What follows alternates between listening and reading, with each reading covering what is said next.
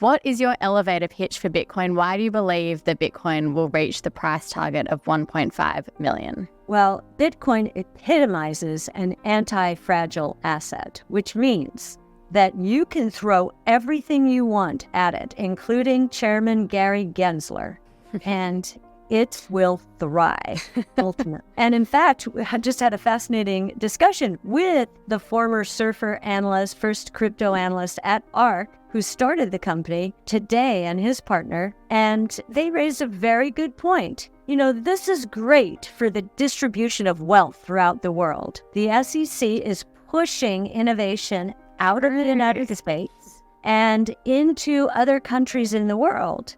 Now, Winston Churchill said, I'm paraphrasing, at some point in time, the United States makes every mistake in the book that is possible before it gets it right. And that's what we're doing here. And we're getting this all wrong. And it's terribly political. And yet the checks and balances in the United States, so executive branch, so Gensler appointed by the president, judicial branch, and legislative branch. The judicial branch is weighing in against the SEC, one court case after a time. The legislative branch is on the march. This is going to become, in fact, one of the partners of this new company, he said, "You'll be very happy to know that I have converted from the Democratic Party to the Republican Party." And I couldn't believe it. I mean, these guys are so liberal. I said, really? He said, yep, one issue election for me. Because the Republicans are pro, because it's crazy. And the Democrats, innovation shouldn't be a partisan issue. So what is my elevator pitch for Bitcoin in particular? Every word I'm about to say is important. Bitcoin is the first global, that's really important, private, no government oversight, digital, rules-based monetary system in the world.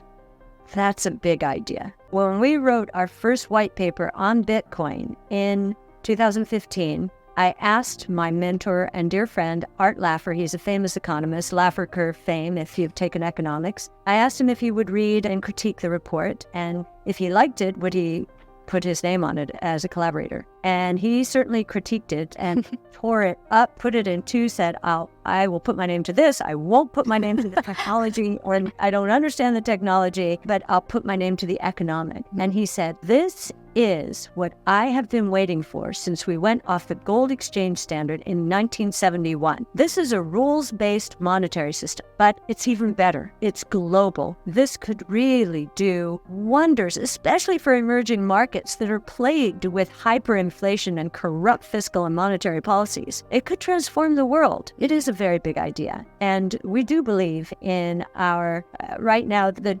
2027 base case is 627,000. I think it's at 25,000 now. And our bull case is 1.3 or 1.4 million. And you can see in big ideas, if you go in there, our assumptions. How do we get? We tell you exactly how we get there. And, my confidence has never been higher, because this is the ultimate battle test. You think a government is going to, the government of the largest country in the world is going to ban something. Oh, no.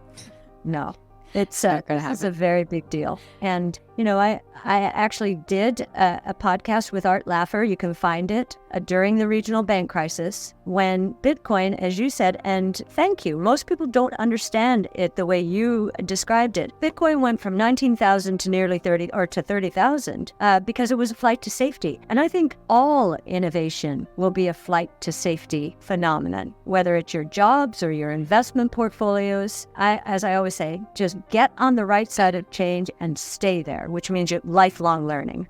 Knowing what I know now, I must say, I think the most important thing, so that you don't become emotional about it, because that's the worst thing. I was not emotional. I was actually had courage of conviction because Art Laffer educated me. So I thought I knew. So I bought 20-year zero coupon bonds even though I was working in the equity markets in 1981. And, they have to be some of the best investments ever, but people thought it was crazy. No coupon and just pure price, whatever. So I think the most important thing is develop an understanding, an interest in an area. Develop, it may even be tangential to your own career. Just something that you bring that keeps your confidence. You develop the people you trust around you. They're going about doing the research in the right way. You keep listening to what they're doing. And I find the worst thing over the years that I have seen, and it upsets me so much because it hurts so many people, is the emotional decisions selling at the low in 0809 destroy years and years and years of wealth accumulation. And so it is not to invest so much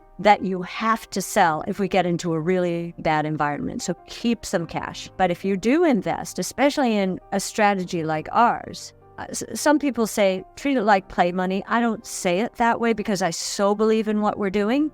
But it is very volatile and you can't look at it. And that's the other thing. If you're in a long-term oriented strategy, then don't look at it on a day-to-day basis, because again, that stirs emotion. So I think that's just keeping an even keel, trust the people you're investing with, make sure they know that make sure their research is excellent. And if you have some expertise yourself, test them with it. And it'll help your own confidence when you go through bad times that, yeah, they've got it. I've tested them.